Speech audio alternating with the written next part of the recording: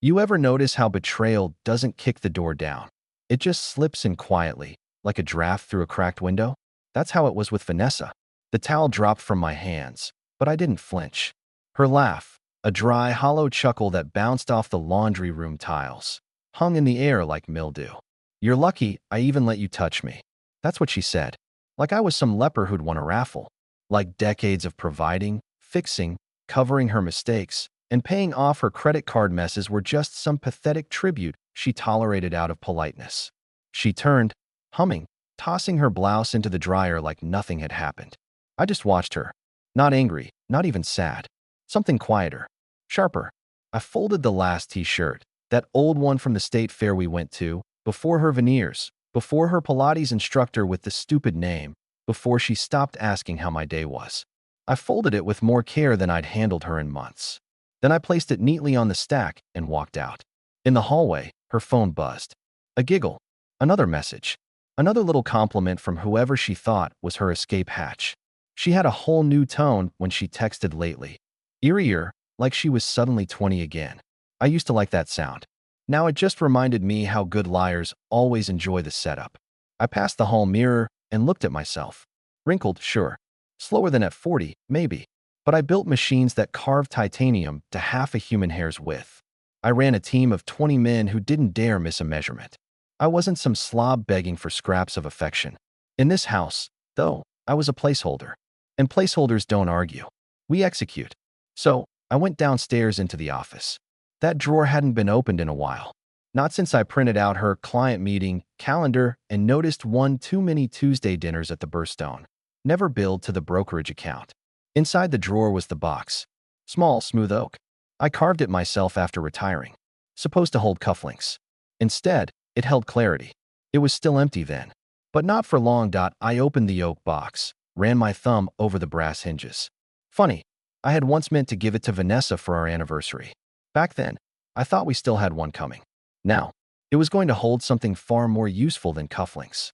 I flipped open my laptop. No rush, no drama. Just a man doing what he always did, cataloging, protecting, cleaning up someone else's mess. The folder was still there, waiting for the day she smirked too wide. First up, the emails. A realtor friend of hers, Celeste, had CC'd her on some messages about fun weekends in Ridge Hill.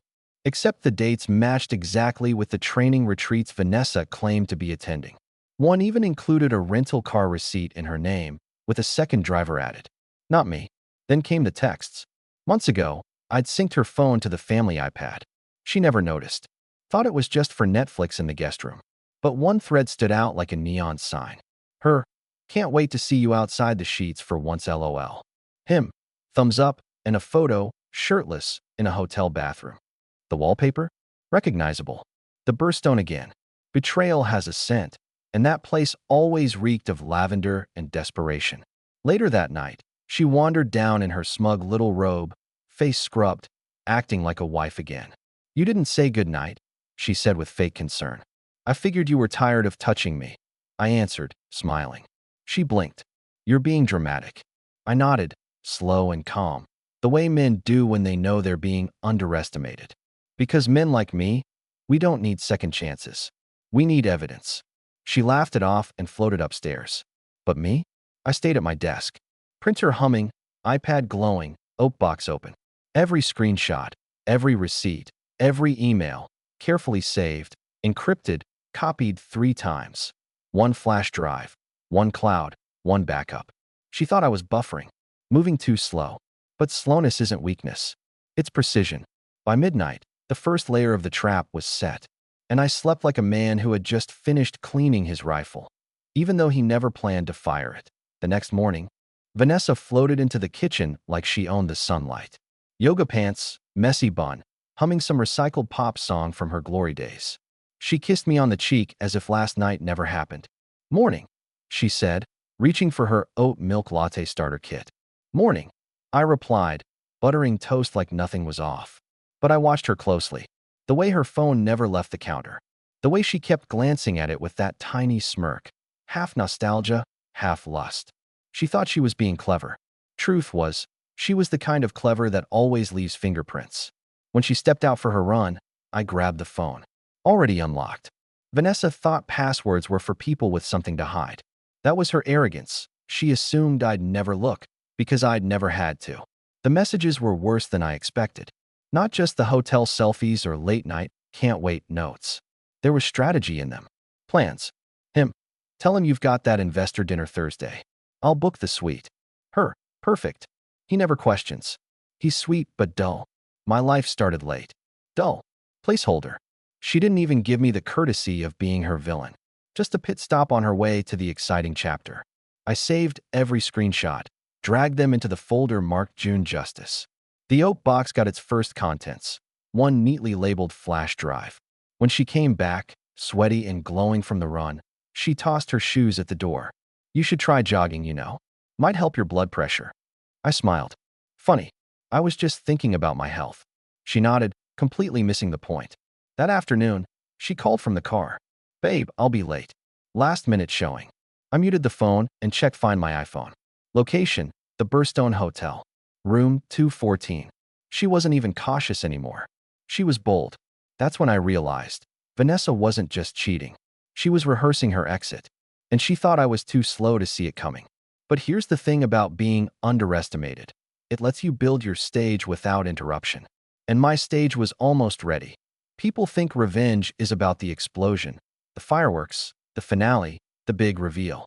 Truth is, revenge is architecture. You build it brick by brick, quiet and deliberate, until the day your enemy finally realizes they've been living inside the house you designed for them. By the time Vanessa slipped back into the house that night, reeking of hotel shampoo and someone else's cologne, I had already laid the foundation. She breezed in like a teenager sneaking past curfew. Shoes in her hand, hair tousled, eyes bright in a way they hadn't been with me in years. She saw me sitting at the dining table, laptop open, receipts and papers spread neatly around me. Hey, she said too casually. You're up late. I smiled. Yeah, just catching up on some accounts. Oh, she glanced at the folders. Work? Something like that. She padded upstairs, never once realizing the accounts I was balancing were hers. Because here's the thing. People like Vanessa, they live for smoke and mirrors. The thrill of pretending, of juggling lies. But I've spent my entire life in precision. One wrong decimal point at work and a machine worth $2 million could snap in half. I didn't guess. I didn't hope. I calculated. And I've been calculating her for months. The first step in dismantling someone like Vanessa is knowing where they bleed. For her, it was appearances. She needed to look like she was winning. Instagram posts with inspirational captions, Range Rover selfies, bragging about closing deals she didn't even understand. That facade was her oxygen. So I started cutting off her air supply. That week, I quietly froze the secondary credit card she used for business expenses. Nothing dramatic. No warning. Just a polite little decline at the boutique she loved downtown. She came home that night fuming. Stupid machine wouldn't take my card, she said, tossing her bag on the counter. Embarrassing. I looked up from my paper. Weird. Must be a glitch. She huffed. You think maybe you could look into it? I had to use my personal card. Points are useless there. Sure, I said. I'll fix it tomorrow. Of course, I never did. I wanted her to sweat.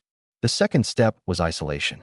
People like her need cheerleaders, enablers, friends who clap when they're reckless, who tell them they're glowing when they're rotting. Vanessa's crew was a pack of half-divorced wine moms and one fun realtor friend, Celeste. So I started slipping little seeds into conversations. At barbecues, at casual dinners, even at the grocery store when I knew someone would repeat it. Nothing accusatory, just surgical whispers. Vanessa's been really stressed lately. Not sure she's managing well. Strange charges keep showing up. You know how it is. She's been distant. Not herself. And then I'd smile, change the subject, ask about their kids. Nothing spreads faster than a rumor coated in kindness. By the end of the month, I overheard Celeste gently probing Vanessa at brunch. Is everything okay at home? Vanessa's face flushed red. Of course. Why would you even ask that? Perfect. Doubt is a poison best delivered in teaspoons. The third step was leverage. Evidence is powerful, but evidence placed is devastating. One evening, while Vanessa was at yoga, I drove to the Burstone. Room 214. I didn't even need to guess. She was predictable. I walked to the front desk, charming as ever. Left my cufflinks in 214 last week. Mind if I grab them? The clerk barely looked up. Of course, sir. We'll send someone with you. Inside, the room reeked of cheap champagne and desperation. A pair of heels kicked under the chair, a lipstick smudge on the glass. I slipped a small USB drive under the mattress and left. Later, I'd tell her I had footage from that room. Whether I did or not didn't matter. What mattered was that she'd believe I did. And then came the fourth step: patience. The hardest part for me wasn't gathering evidence. It wasn't even pretending like nothing had changed. The hardest part was acting like I cared enough to still play husband. Babe, do you mind if I head out with the girls Friday? Of course, have fun. You sure you don't want to come to this open house with me? Wouldn't want to slow you down. I kept my answers simple, supportive. Meanwhile, every location ping, every credit card swipe, every whispered phone call, synced, saved, and filed. Each night, when she finally drifted off to sleep with her fake podcast droning in her earbuds, I'd slide out of bed, open the oak box, and add another piece. By the time spring rolled around, that box was nearly full. Emails, photos, texts, receipts. Enough to gut her legally, socially, and financially. But I wasn't rushing. No, she had called me slow, called me dull. Placeholder. Fine. Let her keep thinking that. Placeholders don't argue. Placeholders execute.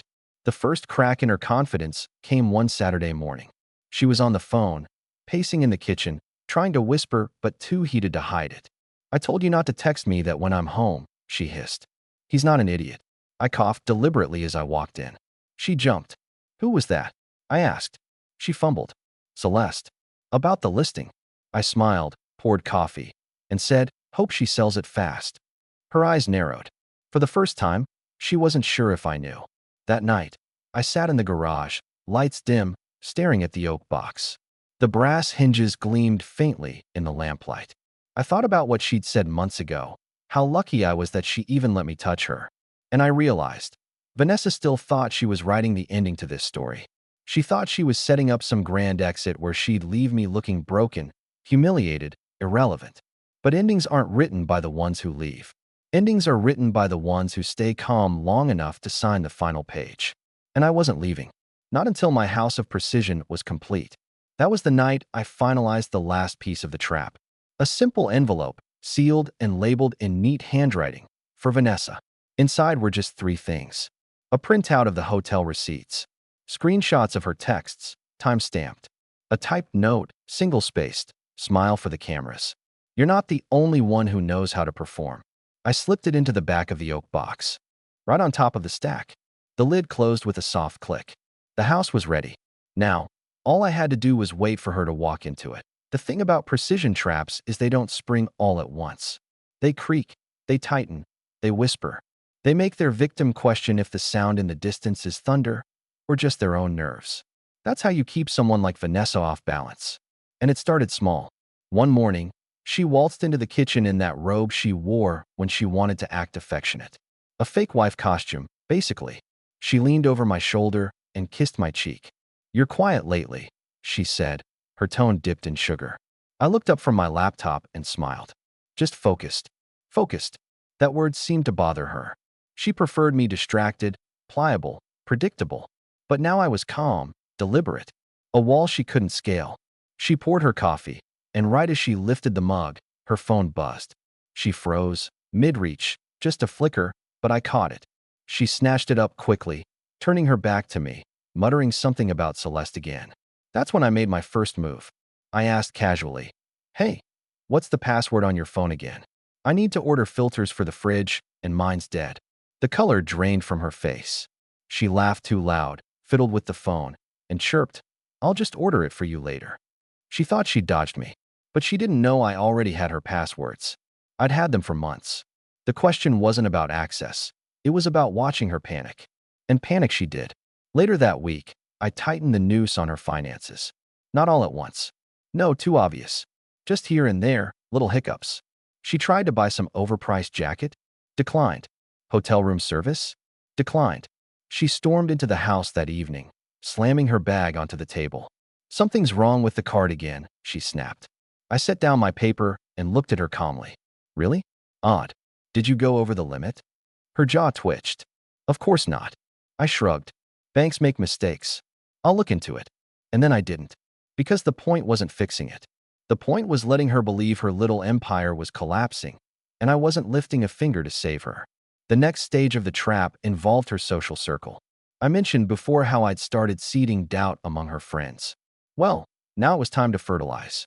One Saturday, Celeste called me. Yes, me. Voice hushed, nervous. Hey, Mark, is everything okay with Vanessa?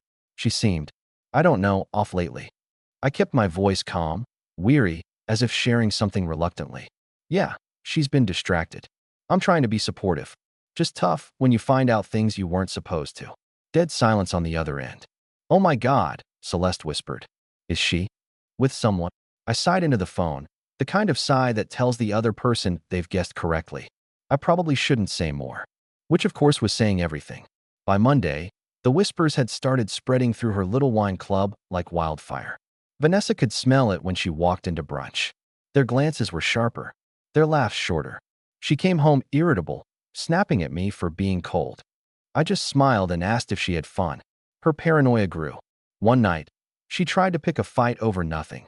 My socks on the floor, the dishwasher loaded wrong. You don't even care anymore, do you? She accused. I tilted my head. Care about what? She blinked, thrown. Us. Oh, I care, I said softly, and let the silence hang there. She stared at me, trying to decode the meaning. She couldn't. That was the point. Now, here's where things got interesting. Her lover, the contractor, Mr. Shirtless Mirror Selfie, started getting sloppy. Maybe he thought she was leaving me soon. Maybe he thought he'd already won. I got an email one night from an anonymous account. A poorly written threat telling me to stop holding Vanessa back. The funny part? He sent it from his work laptop. Rookie mistake. The company logo was right there in the footer. I didn't confront him. Not yet. I just printed it, slid it into the oak box, and labeled it neatly. Another brick. By early summer, Vanessa was unraveling. The Range Rover had been repossessed, thanks to a few missed payments I never reminded her about. Her friends were colder, more distant. The credit card fiascos kept piling up. One evening, she sat at the table with a glass of wine, her hands shaking just enough for me to notice. What's happening? She whispered. Everything feels wrong. I looked at her, calm, steady. Maybe you should ask yourself why. She froze, stared at me, searching for a crack. She found none. The beauty of revenge isn't in the reveal. It's in the slow dawning realization. Watching her face at that table, I knew she was beginning to see the truth. She wasn't the puppeteer anymore. She was the puppet, and I was pulling every string. A week later, she tried to test me. I think I'll visit my sister in Ridge Hill this weekend, she said, pretending to sound casual. I smiled. Good idea. Clear your head. She faltered. You don't mind? Not at all. Take your time. Enjoy the hotel. Her eyes widened. She hadn't mentioned a hotel. She knew it. I knew it. And the silence between us said everything else. That night, she didn't sleep. I could feel her tossing beside me, her breathing uneven. She was running through possibilities in her head. Does he know? How much does he know? What has he seen? I smiled into the darkness. Because the answer was everything. The next morning, I added the final piece to the oak box before it was time to spring it. An envelope addressed to her, sealed, waiting. Inside, I placed copies of everything. Hotel receipts, text screenshots, the anonymous email, even the repossession notice. On top, a simple note. You call me a placeholder. Placeholders don't argue. They execute. Smile for the cameras. I closed the lid. The stage was set. The audience was waiting. And Vanessa, poor Vanessa, had no idea she was already standing in the spotlight. The first time I saw her flinch, really flinch, it wasn't when she found her card declined or when her Range Rover disappeared. No, the first real crack showed on a Thursday morning, at breakfast, with nothing more dramatic than the sound of my printer. I was buttering toast when the machine in my office kicked on. Whirring, clicking, spitting out pages one by one. Her eyes darted toward the hallway like a deer hearing a twig snap. What are you printing? She asked, her voice a notch too sharp. I smiled. Work stuff. She stared at me, searching for something in my face. She wanted reassurance, but all she got was composure. The worst thing you can give a liar is calm. Calm tells them you're in control, and they hate not knowing why. By then, the oak box was overflowing. Every receipt, every screenshot, every tiny misstep of hers, neatly labeled. I didn't need it all anymore. I had more than enough to bury her 10 times over. But the act of collecting was almost meditative. Like sharpening a knife, I knew I wouldn't even need to swing. And that envelope I'd sealed, the one marked for Vanessa, sat on top of it all like a loaded chamber. I hadn't given it to her yet. Timing mattered. The difference between petty revenge and masterpiece is patience. She tried to flip the script one night, came into the living room with 2 glasses of wine, sat next to me on the couch like we were newlyweds again. "You've been so different lately," she said softly, tucking her legs under her. Distant. I sipped my drink, eyes on the TV. "Have I?" "Yes," she insisted. "It's like you don't even care what I'm doing anymore." I chuckled at that. Oh, I cared. Just not in the way she wanted. "Vanessa," I said, finally turning to her. "If you want me to beg for your attention, I'm not that man." Her smile wavered. "I never said. You didn't have to." Silence. She shifted, uncomfortable, like someone sitting on a chair that wasn't stable anymore. The next few weeks were pure theater. She was unraveling, but trying desperately to look intact. Posting happy selfies with captions like, "living my best life," while her friends quietly pulled away. Calling the bank 3 times in one day to complain about system errors. Pretending to take business calls when the only person on the line was her contractor lover. And all the while, I played the part of the calm, slightly detached husband. Not angry, not suspicious, just steady. The kind of steady that unnerves someone who knows they deserve an earthquake. Then came the dinner party. We'd been invited by one of her so-called friends, half out of pity, half curiosity. I agreed to go. Why not? The stage needed an audience. She spent an hour getting ready, piling on jewelry, slipping into a dress she bought with a card she thought I didn't track.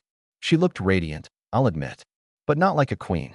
More like a gambler who just pushed her last chips into the middle of the table. At the party, she floated from group to group, laughing too loud, drinking too much. I stayed quiet, polite, answering questions with measured calm. People noticed. People always notice when one half of a couple is trying too hard and the other isn't trying at all. Halfway through the night, Celeste pulled me aside. "She seems manic," she whispered. I just smiled. "She's fine, just stressed." Celeste frowned, then glanced toward Vanessa, who was gesturing wildly in the middle of a story. "Stressed about what?" I didn't answer, just sipped my drink and walked away. By the time dessert was served, Vanessa's laughter had curdled into sharpness. She caught me watching her and snapped. "What?" "Nothing," I said. "You're glowing." The table went silent. She flushed. For once, she didn't know if I was mocking her or complimenting her. And that not knowing? That was the knife. That night, back home, she tried to corner me. "Why do you keep looking at me like that?" she demanded. "Like what?" "Like you know something I don't." I smiled. "Vanessa, I've always known things you don't." Her mouth opened, then closed. She walked away, muttering. The paranoia grew. She started hiding her phone under pillows. Started locking her car door even in the driveway. One night, I woke up at 3 a.m. to find her sitting in the dark living room, scrolling frantically through her messages, deleting things. When she noticed me, she jumped. "Couldn't sleep," she stammered. "Me neither," I said, and walked past her without another word. She didn't know that every message she deleted was already saved. Every photo, every thread, every "I need you, baby," tucked neatly into the oak box. Watching her delete them was like watching someone mop a floor in a house that had already burned down. And then came the slip. One morning, she left her tablet on the counter while rushing out the door. Notifications still on. I glanced down, just long enough to see his name pop up. One message, simple as it gets. "When are you finally telling him?" I laughed out loud.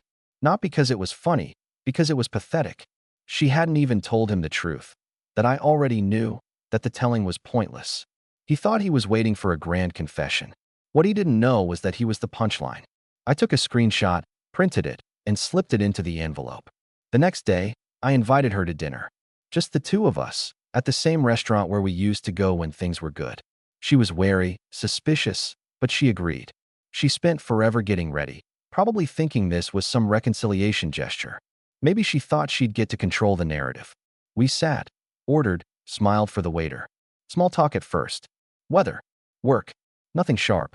Then, halfway through the meal, I slid the envelope across the table. "What's this?" she asked. "Open it," I said. Her hands trembled as she broke the seal. She flipped through the pages. Hotel receipts. Screenshots. The email from her lover. The final note on top. Her face drained of color. She looked up at me, eyes wide. You've been watching me. No, I corrected gently. I've been listening. Watching implies effort. You left the story lying around. I just picked it up. She tried to bluster. This doesn't prove anything. I chuckled. Vanessa, it proves everything. But that's not the point.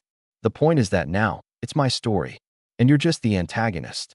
She sat frozen, lips parted, staring at the evidence laid bare. Why are you doing this? She whispered. Because you called me a placeholder, I said calmly. And placeholders don't argue. They execute. Then I stood, tossed a few bills on the table, and walked out. Left her sitting there, shaking, clutching the envelope like a live grenade. That night, she didn't come home.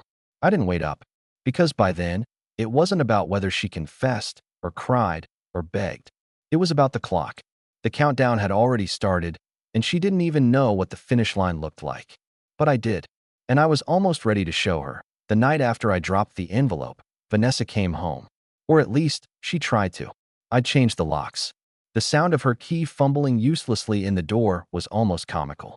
I opened it slowly, calm as ever, and just leaned on the frame. She looked wrecked, mascara streaks, hair tangled, still in the same dress from dinner. You locked me out? She snapped. No, I said. You locked yourself out the moment you thought I was a placeholder. She shoved past me anyway, storming into the house like she still owned the space. That was fine. Let her stomp. Let her feel like she had claws left. But she didn't notice the details. How my files were gone from the desk. How the safe in the closet now stood empty. How the oak box was no longer on the shelf. She thought she had time. She thought she still had leverage. But her leverage was already ash. That week, I called my lawyer. Showed him the folder. He raised his eyebrows, let out a low whistle, and said, You realize she's not walking away with a dime, right? That's the plan, I said. He smiled. Cruel. I like it. By Friday, the divorce papers were filed. She didn't even know yet. Vanessa tried to fight back. Of course she did. She barged into my office one evening, slamming her hands on the desk. You think you're smart, don't you? You think you can humiliate me. I leaned back in my chair, utterly calm. Vanessa, you already humiliated yourself. I just saved the evidence. She sneered. Do you know what people will think of you? That you couldn't keep your wife. That you bored me to death. I chuckled. And do you know what they'll think of you? Because screenshots don't bore people, they shock them. Her face twitched. She hated that I wasn't raising my voice. She wanted a fight, a crack, a slip. She got nothing. That night, she sent me a text. If you ruin me, I'll ruin you too. I didn't reply. I just slid the message into the oak box. The following week, her lover finally showed up. Contractor boy. He came to the house, knocked like a man with a plan, and puffed up his chest when I answered. We need to talk, he said. No. I corrected. You need to leave. She doesn't love you, he said smugly. She loves me. I smiled. Perfect. Then she can have you. But here's the thing. Men like you are a chapter. Men like me are the book. He didn't understand. He never would. He walked off with that same smirk, completely unaware that I had already emailed screenshots of his threats to his employer. By Monday morning, he was unemployed. Why now? Vanessa was spiraling. She tried to host a brunch with her friends to prove everything was fine. I didn't attend, but I didn't need to. I had already mailed each guest an anonymous package. Inside, copies of her texts, her receipts, her hotel stays. No explanation. Just the evidence, neatly arranged. By dessert, her friends were leaving early. By evening, her phone was blowing up with "We need to talk" messages she couldn't spin. When she confronted me, eyes blazing, I just shrugged. People like transparency these days. I thought I'd help. She screamed. She wept. She threw a vase against the wall. None of it mattered. Rage burns out. Evidence does not. That night, she left again, bags in hand, slamming the door like she was making the choice. But she didn't realize, every step she took was one I had placed for her. And she had nowhere left to run. The cruelest revenge isn't loud. It's quiet. It's not about ruining someone's life. It's about handing them the mirror and letting them watch themselves fall apart. The final stage came on a Wednesday morning. She walked into the kitchen, trying one last time to salvage power. I spoke to my lawyer, she said. You're not taking the house. Half of it is mine. I smiled. Not anymore. She blinked. What? I slid a folder across the counter. Inside, documentation of her credit card fraud, her secret accounts, her lover's threats, all neatly tied to her name. You signed over your half without realizing, I said. Remember all those papers you didn't feel like reading before signing? I wasn't paying bills, Vanessa. I was transferring ownership. This house hasn't been yours in months. Her face went pale. And as for money, I continued, you'll have to ask your friend contractor. The last I heard, he's unemployed. Something about sending threatening emails from his work laptop. She staggered back, clutching the counter. You ruined me. I shook my head. No, Vanessa. You ruined you. I just organized it. The last time I saw her was at the courthouse. She looked smaller, somehow. Thinner. The smugness was gone, replaced by a brittle sort of defiance. She didn't speak to me, and I didn't need her to. The judge glanced at the evidence and signed the divorce decree faster than I could blink. When it was over, I stood, buttoned my jacket, and walked out without looking back. Outside, the sun was shining. I pulled the oak box from my bag, opened it one last time, and dumped its contents into the courthouse trash. Because the truth was, I didn't need it anymore. She thought the box was about her, but it never was. It was about me. About remembering I wasn't a placeholder. I was the architect, the builder, the man who didn't yell, didn't beg, didn't break. I executed. And that's the cruelest ending of all. Not that she lost me, but that she realized, too late, she was never worthy of me in the first place.